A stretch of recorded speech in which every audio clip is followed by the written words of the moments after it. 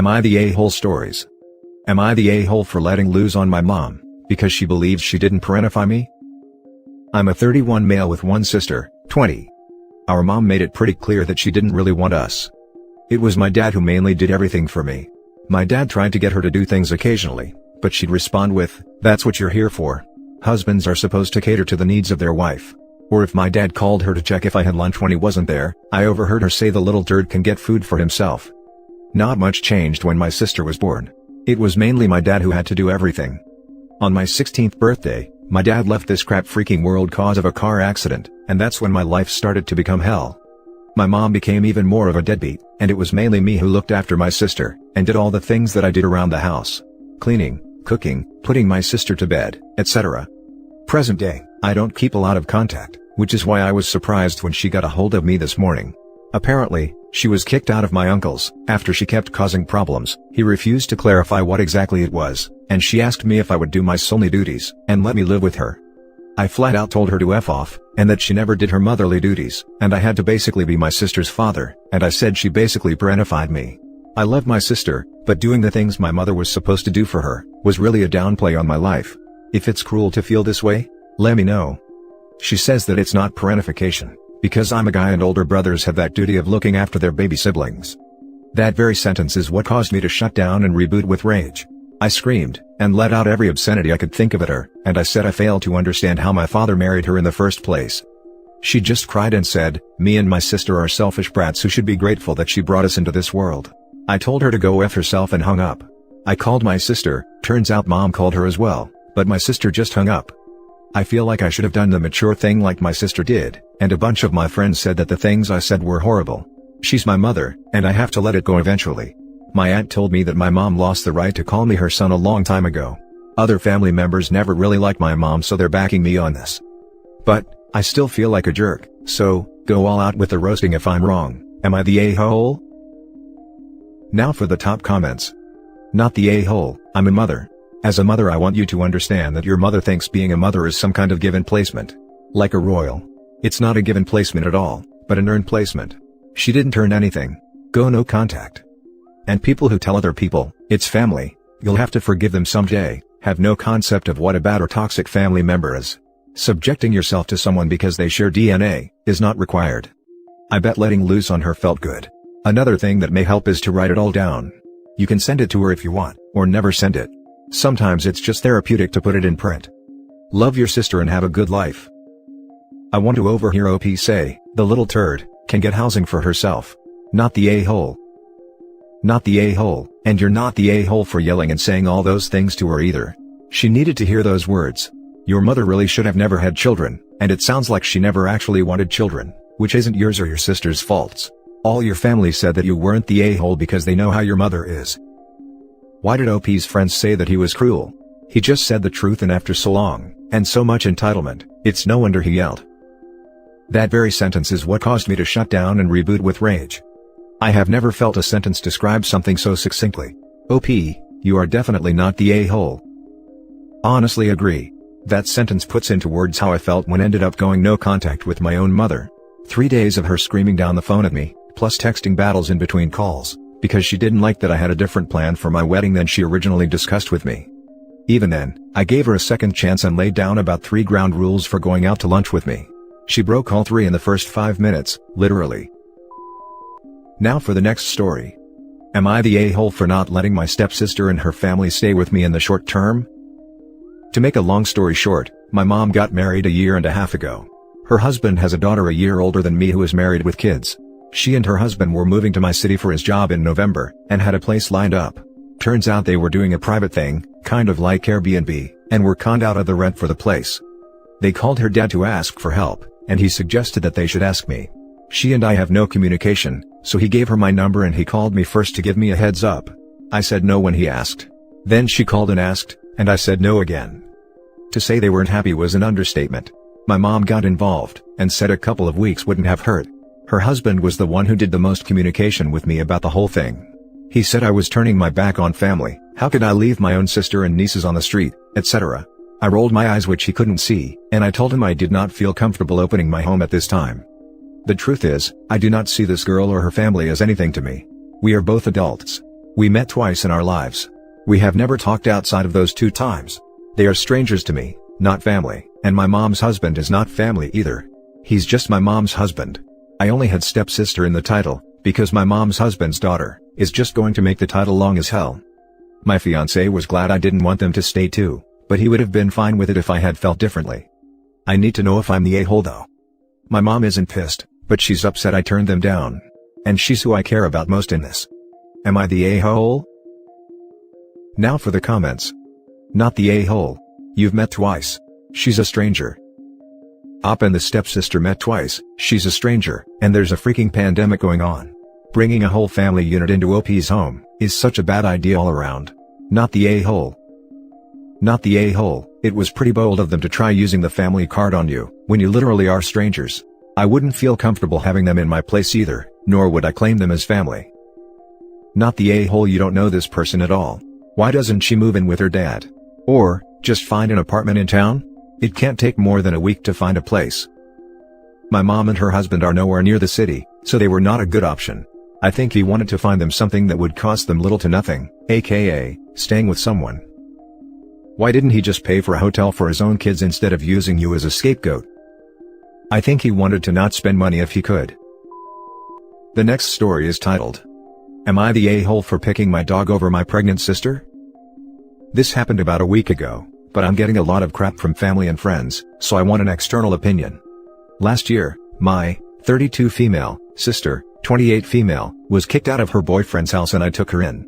We don't have the best relationship, but she was jobless and I was the only relative still living in our country. Surprise, surprise. About 2 months later, she figured out she was pregnant. One day, she started to complain about my dog, a beautiful 2-year-old half husky, and how it would be bad for her baby, and that she wouldn't raise her kid with a wild animal around. My dog is a total sweetheart. I told her it was my house and if she was not comfortable here, she could leave and my dog was staying no matter what. She kept complaining, but I wouldn't change my mind. About 2 weeks ago, I had to travel for work to a remote location for a few days. When I came back my dog was not home, and my sister claimed she had no idea where it was. We got into a fight because I didn't believe her. I ended up storming off and asked a few neighbors if they had seen it. One told me the last time he saw it was when my sister took him somewhere a few days ago. She uses my Uber account because she's broke, so when I found an odd trip to the other side of the city, I connected the dots. I drove all the way over there, and after asking around, I found my dog in a street restaurant. The owner took him after a blonde pregnant woman left him leashed to a fence. I ended up explaining the situation, paying him like $500 and I got my dog back. When I went back home, I kicked out my sister. I gave her enough money for a week in a hotel, and sent her on her merry way.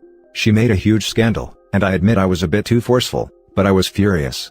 She called all my family and friends, and they're all telling me I'm an a-hole for picking my dog over my sister, and that I should take her back, that I should value that unborn baby more than a silly animal. I think my dog is more important, and what my sister did is unforgivable, but I'll accept your judgment. Now for the top comments. Not the a-hole. You didn't choose the dog over your sister. She stole from you, and you discovered she couldn't be trusted to live in your house. She got herself kicked out. That silly animal is your responsibility, your sister's unborn baby is not. I can't upvote this enough. The dog was there in the house prior to the sister moving in. That's not her house. You can't make rules for a house you don't own. Plain and simple. Or at least, when someone does you a favor, you don't crap on their carpet, you stay out of the way, and thank the stars and moon someone helped you. Not the a-hole.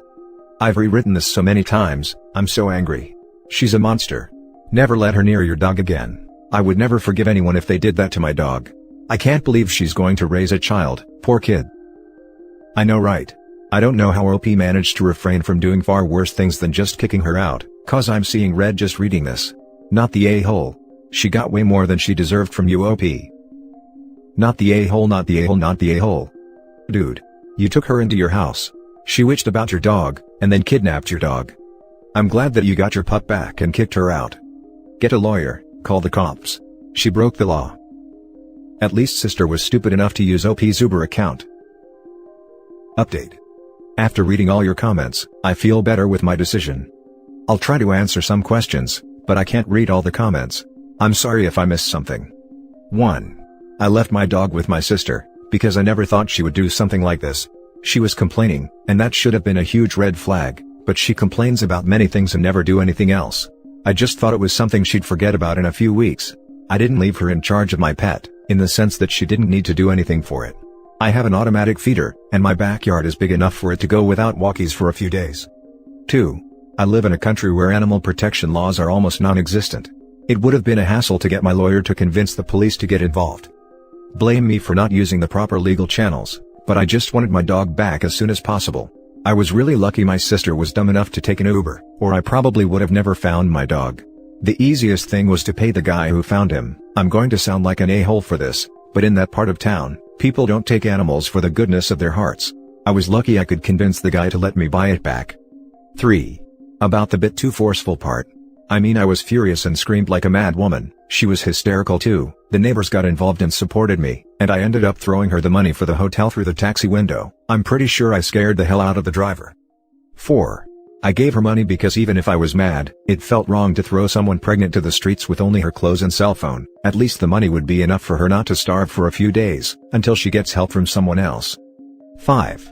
She's not ever living with me again. I'm going no contact with everyone who sided with her. Yes, I explained my points of view, but I come from a very conservative family that values human life above all. I've been drilled this in my head my whole life, so it was hard to know if I was making the right choice, which now seems obvious. 6. I don't really know why she broke things off with her boyfriend. The story changes a lot, but I'll tell you, they met when she came to visit me a few years ago, and she ended up moving in with him all in the same month. 7. The arrangement was that she could live with me until the pandemic is over. No one would hire a pregnant woman, plus she works in tourism, which is a dead field right now. The last story is titled, Am I the a-hole for letting my kids live in filth?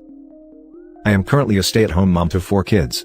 A 10, 8, 2, and 1-year-old. As you can imagine, the house gets messy if I don't keep on it constantly. Throughout this pandemic, everyone has been home. Hubby is working from home, my 10-year-old and 8-year-old are distance learning, and the babies are, well, they are babies. They are always home. This normally isn't a problem for me. I have to clean a bit more, and help my older ones with school, but all in all, not too much has changed for myself. My family, on the other hand, seem to think being home all day every day is grounds to be lazy 24/7. I do not put up with this, but somehow, my floor is a catch-all. When I talk to everyone, or discuss chore charts, everyone agrees with me, then goes right back to normal. The older kids have completely lost their allowance due to this. On to the incident. A little under a week ago, I told everyone it's their responsibility to clean. I would still wipe down stuff, wash the dishes, do laundry and mop/vacuum, but it was up to everyone else to put dishes in the sink, clothes in the hamper, and make sure surfaces/floor are picked up enough for me to do my part.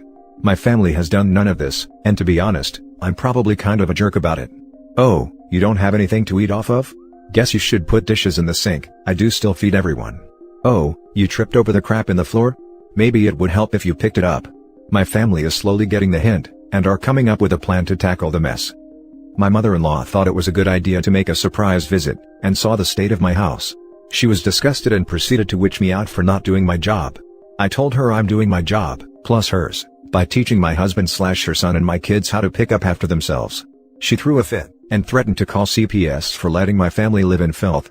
I told her to get out of my house. My husband has apologized, but I'm starting to feel bad. Am I the a-hole? Now for the top comments.